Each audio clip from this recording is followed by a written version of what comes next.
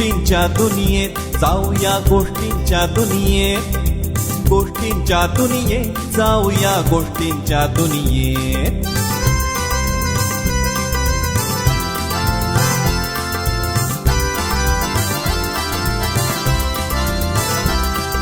मातृभूमी ही संस्कारांची, वैज्ञानिक रणवीरांची कथा तयाच्या ऐकायाला ठरला फक्कड बेत, ठरला फक्कड बेत.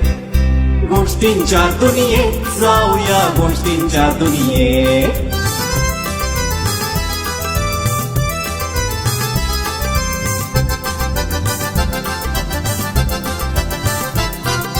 देव देश अन धर्मासाठी अविरत झटले इतरांसाठी. मूर्ती कथा त्या नरवीरांच्या ऐका लावून नेट, ऐका लावून नेट. गोष्टींच्या दुनियेत जाऊया, गोष्टींच्या दुनियेत, गोष्टींच्या दुनियेत जाऊया, गोष्टींच्या दुनियेत जाऊया, गोष्टींच्या दुनियेत जाऊया, गोष्टींच्या दुनियेत. चला गोष्टींच्या दुनियेत.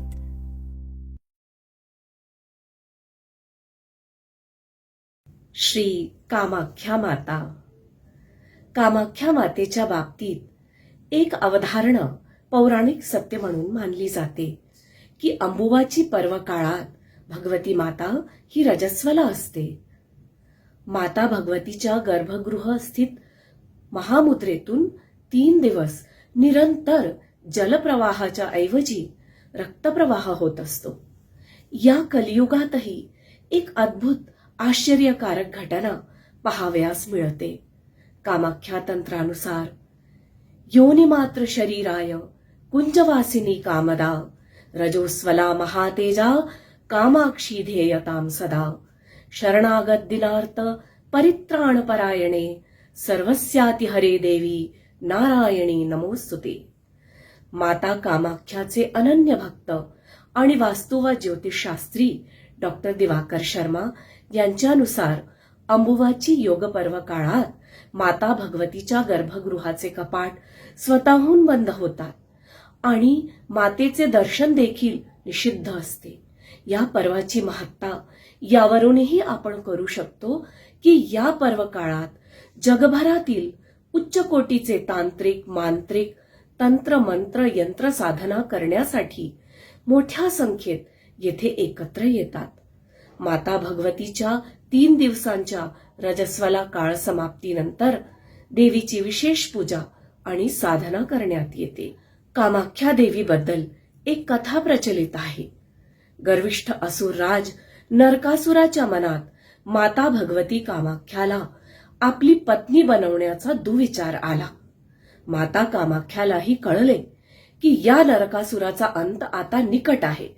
त्यामुळे तिने अट घातली की नीळ पर्वतावर 4ही बाजूंनी दगडांचा सोपानपथ निर्माण करून कामाख्या मंदिराशेजारी एका विश्रामगृह एका रात्रीत बनवले तर त्याची अट मान्य होईल, अन्यथा नरकासुराचा मृत्यू अटळ आहे.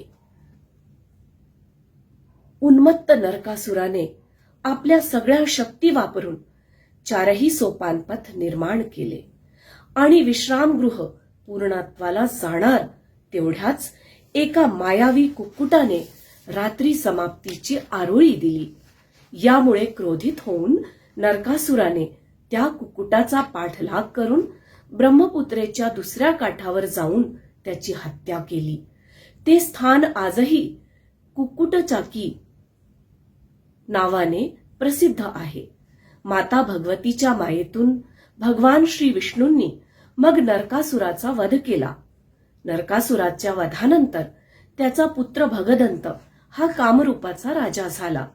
नंतर भगदंत राजाचा वंश लुप्त झाल्यामुळे कामरूप राज्याचे छोटे छोटे भाग झाले आणि सामंत राजाचे कामरूप नगरीवर शासन सुरू झाले. नरकासुराच्या अनैतिक कार्यामुळे आणि एका मुनीच्या शापामुळे देवी अप्रकट झाली आणि साक्षात कामदेवाने प्रतिष्ठापना केलेले कामाख्या मंदिर ध्वंसप्राय झाले. आदिशक्ती महाभैरवी कामाख्या देवीच्या दर्शनाआधी महाभैरव उमानंदाचे दर्शन करणे आवश्यक असते. ब्रह्मपुत्रेच्या मध्यभागी एका बेटावर हे शक्तिपीठ आहे. या प्राकृतिक बेटावर असलेले हे शक्तिपीठ तंत्रशास्त्राचे सर्वोच्च सिद्ध सतीचे शक्तिपीठ आहे. इथेच समाधीस्थ भगवान शंकरांना कामदेवाने कामबाण मारून आहत केले आणि क्रोधित भगवान शंकरांनी कामदेवाला भस्म करून टाकले. महाभैरवी कामाख्या तीर्थ हे विश्वातील सर्वोच्च कौमारी तीर्थ मानल्या जाते. म्हणूनच या शक्तिपीठात कुमारी पूजन अनुष्ठानाचे अनन्यसाधारण महत्व आहे. प्रत्येक कुळ आणि वर्णात जन्मलेली कुमारिका ही आद्यशक्तीचेच प्रतीक असते. यात कुठलाही जातीभेद नसतो. या क्षेत्रात सर्व जाती व वर्णातील कुमारिका वंदनीय मानल्या जातात. येथे वर्ण जातीभेद करणाऱ्याच्या सिद्धी नष्ट होतात असा दृढ विश्वास आहे. ज्याप्रमाणे उत्तर भारतात कुंभ महापर्व महत्वाचे मानतात, त्याचप्रमाणे कुंभ पर्वाहूनही श्रेष्ठ असे आद्यशक्तीचे हे अंबुबाची पर्व मानले जाते. या पर्व काळात मंत्र तंत्र शास्त्र पारंगत साधक आपल्या मंत्रशक्ती पुरस्चरण अनुष्ठान करून स्थिर करतात. विश्वातील प्राचीनतम तंत्रमठ चीनाचारी आगम मठातील विशिष्ट तांत्रिक साधन करण्यासाठी तिबेटहून इथे येतात. माता भगवतीच्या या रजस्वला पर्व काळात गर्भगृहातील महामुद्रेवर श्वेत वस्त्र चढवल्या जाते, जे नंतर रक्तवर्णाचे होतात. हे वस्त्र प्रसाद रूपाने भाविकांमध्ये वितरित केल्या जाते. केवळ भारतातूनच नाही तर जगातल्या अनेक देशातील तांत्रिक साधक आपल्या साधनेचे शिखर गाठण्यासाठी या शक्तिपीठात येतात. स्वामी मच्छिंद्रनाथ, गोरखनाथ, लोणाच्या मारी इत्यादी येथेच तंत्र साधना करून अमर झाले. पौराणिक कथेनुसार देवी सतीने भरसभेत योग शक्तीने आपला देह अग्नीला अर्पण केला. तेव्हा तिचे ते जळते शव घेऊन भगवान शिव कैलासाकडे जात असताना भगवान विष्णूंनी सुदर्शन चक्राने तिच्या देहाचे तुकडे केले.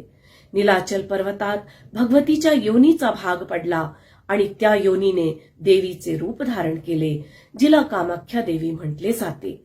योनीला सृष्टीच्या उत्पत्तीचे कारण मानले जाते.